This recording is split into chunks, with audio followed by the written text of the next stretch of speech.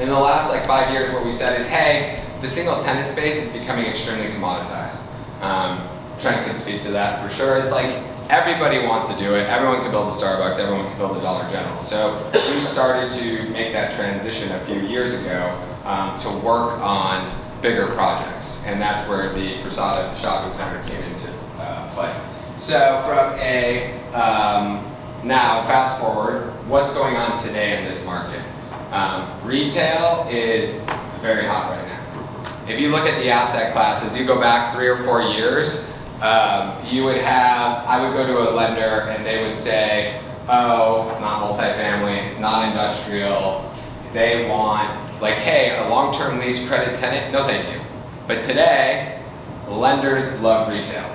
Long-term leases, credit tenants. So the formula hasn't changed, but we found that like a lot of the lenders want to lend on this. What we're seeing in the market today, and one of my slides would show that, is where are rents at today? And I think, I was talking to Joe before this started, is like we've seen since 2019, the pre-COVID and COVID today, is costs have gone up so much so that like you look at a Ross, a TJ Maxx, oh, there we go. A Ross, a TJ Maxx, that box used to cost, let's just say $120 to $140. All right, thank you. $140 per square foot. Today, that's $180 to $190. What does that mean for? I think that got screwed up a little bit. But what does that mean for rents? That TJ Maxx deal 4 years ago was $14 a foot. Today, it's $20. We've hit this point of inflection where I don't think you can push most tenants anymore. And it's almost like, hey, can you show me, Mr. Tenant, how you are going to make money in this space? On the outparcel side, you think about the nail salon, the mattress firm. Those rents, pre-COVID, best product, high 30s. Today, you're mid-40s, high 40s, even 50s. Depending on the real estate, and actually we are getting $50 rents at Posada, and I'll speak to that in a minute. Going back, now that I have my guide, what I wanted to just point out is like, hey, what are the areas of Phoenix that I think are like the most desirable from a retail perspective today?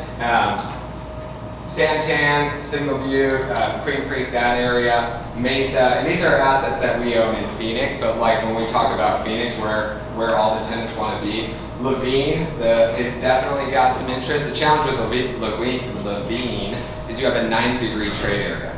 If you think about it, you've got the reservation to the south, you've got industrial to the north, to the west, you dead end into a mountain, and then you go out to what I think is the sexiest area is the entire West Valley, whether it's Glendale, Peoria, Verrado, and obviously Surprise. What I did here is what I wanted, so the sun sets over here, so when you think about patio design, you really need to be thoughtful on like, where's the sun coming in? How are people going to interact in the space? And so this is just this kind of raises up so cars are going to go racing through here, and this will be like kind of like a little seating landscape area, but all the patios face each other. And the idea there is, hey, this is going to be a really energetic place where you're kind of sitting and you can see across and you see somebody's having a good time, and really create something that like isn't very normal for a suburb like Surprise. And then on the south side, Floor and Decor. How often do people go to Floor and Decor? Not super often, but why do you need them in your shopping center? Well, what happens when the parking lot gets full?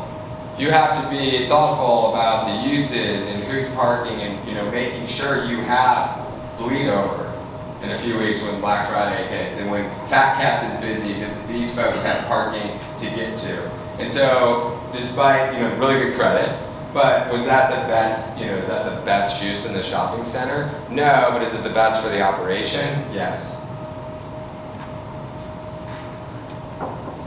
We're going to talk about some of the learning lessons. So this is off of Placer.ai, which tracks cell phones when you're in the shopping center to see. And this is on 12 months. Keep in mind the center's only been open, and not even every tenant, but like the first tenants opened up at the end of January. So based on the 6-month,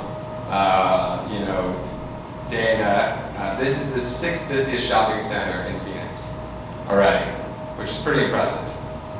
We're very excited for that. Granted, it includes Costco, but on a comparative side, it's 6th busiest. Interesting, this is all in Placer, it's great stuff. BlackRock, I think they have like 150 locations, that's the #1 in the chain. PetSmart's #1 in the state.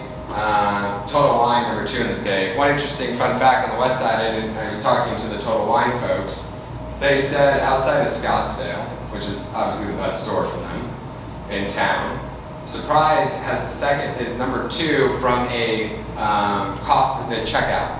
So people are going in there and they're buying expensive wine, they're buying expensive booze. And I thought that was pretty interesting because you kind of think, oh, Surprise, you know, where's that disposable income coming from?